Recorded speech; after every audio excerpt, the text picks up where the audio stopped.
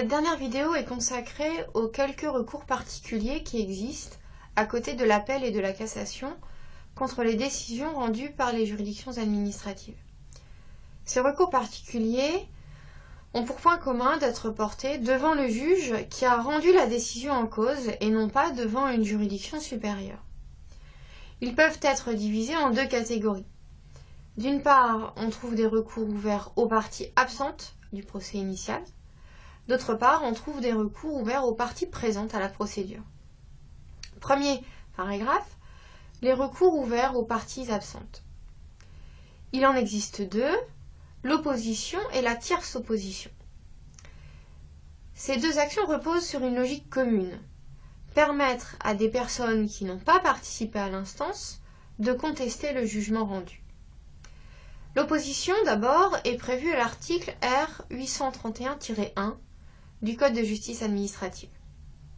Elle est ouverte aux personnes qui ont été mises en cause, mais qui n'ont pas produit de défense, peu importe que l'abstention soit volontaire ou non. Dans une telle situation, le jugement a donc été rendu par défaut, faute pour le défendeur d'avoir participé à la procédure. Il peut alors faire opposition devant la juridiction qui a rendu la décision. Mais il peut préférer se tourner vers la juridiction supérieure, en intentant un appel ou un pourvoi en cassation selon le cas. En d'autres termes, le défendeur a donc le choix entre deux procédures. Toutefois, ce n'est pas toujours le cas car l'opposition a un champ limité. Elle est en effet exclue devant les tribunaux administratifs. Le défendeur ne peut que contester alors le jugement par la voie de l'appel ou du pourvoi en cassation s'il s'agit d'un jugement rendu en premier et dernier ressort. L'opposition n'est donc possible qu'à l'encontre des arrêts des cours administratives d'appel et du Conseil d'État. Mais même devant ces juridictions, les limites existent. Si la décision a été rendue de manière contradictoire avec une autre partie qui défendait les mêmes intérêts que la partie défaillante, la voie de l'opposition est alors fermée.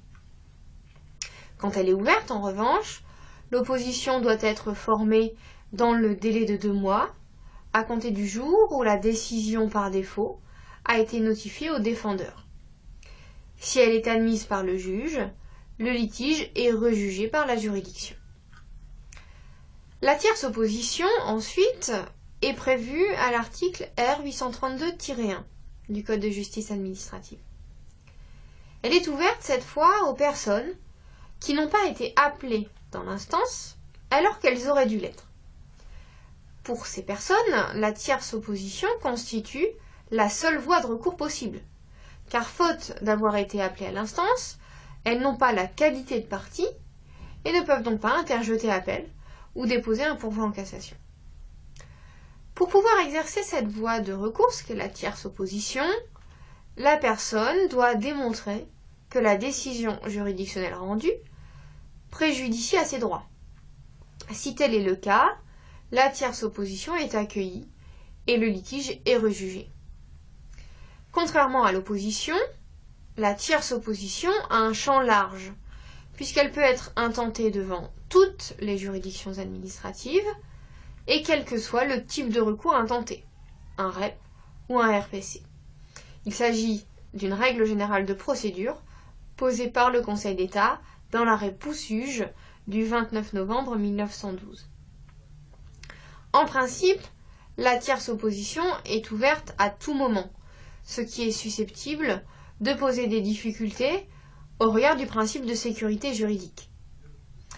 Toutefois, si le jugement litigieux a été notifié à la personne concernée, la tierce opposition est enfermée dans un délai de 2 mois à compter de cette notification.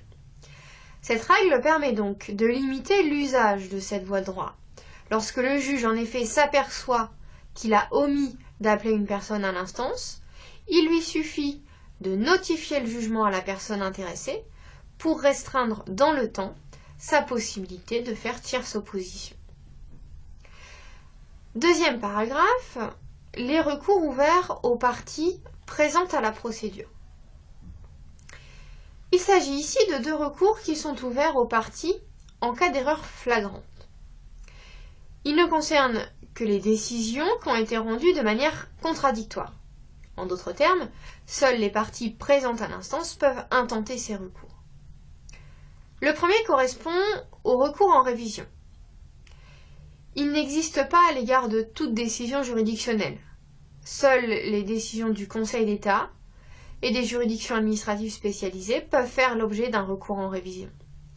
En revanche, les décisions des tribunaux administratifs et des cours administratives d'appel ne le peuvent pas, en vertu d'un arrêt Serval du 16 mai 2012, rendu par le Conseil d'État.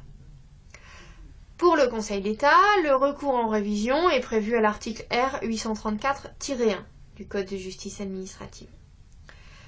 Ce recours vise à ce que le Conseil d'État se prononce à nouveau sur le litige si l'une des 3 causes de révision énumérées dans cet article est présente. La première cause possible, c'est lorsque la décision du Conseil d'État est fondée sur une pièce fausse. La deuxième cause, c'est lorsque le Conseil d'État a rendu sa décision alors qu'une pièce décisive a été retenue par l'adversaire.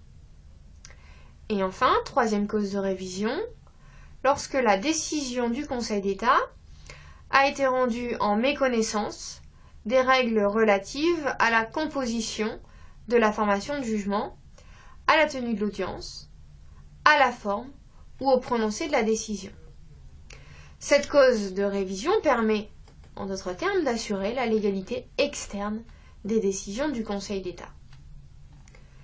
Le recours en révision est possible à l'encontre de toutes les décisions du Conseil d'État, qu'il s'agisse d'une décision rendue en premier ressort, en appel ou en cassation, ou encore qu'il s'agisse d'une décision relative à un REP, à un recours de plein contentieux ou à un référé. Cette action nécessite toujours le ministère d'avocat et doit être intentée dans un délai de 2 mois à compter de la date de connaissance du motif de révision, lorsqu'il s'agit de l'une des 2 premières causes énoncées précédemment, et dans un délai de 2 mois à compter de la notification de l'arrêt aux parties pour la 3e cause de révision. Si le motif de révision est admis, la décision du Conseil d'État est nulle et non avenue, et le litige est rejugé. Le deuxième recours correspond au recours en rectification d'erreurs matérielles. Il est prévu à l'article R 833-1 du Code de justice administrative et concerne les décisions des cours administratives d'appel et du Conseil d'État. Il existe aussi, en vertu de la jurisprudence, à l'égard des décisions des juridictions administratives spécialisées. Ceci résulte d'un arrêt du Conseil d'État Cougassian du 27 novembre 2013. S'il apparaît que la décision est entachée d'erreurs matérielles, susceptibles d'avoir eu une influence sur le jugement, la partie intéressée peut alors introduire devant la juridiction qui a rendu la décision un recours en rectification. Il doit s'agir d'une erreur matérielle et non d'une erreur juridique. Alors, c'est le cas par exemple lorsqu'un mémoire a été oublié ou perdu par la juridiction. C'est encore le cas lorsque le juge a omis de statuer sur des conclusions ou sur des moyens. Le recours doit être intenté dans un délai de 2 mois à compter de la notification du jugement.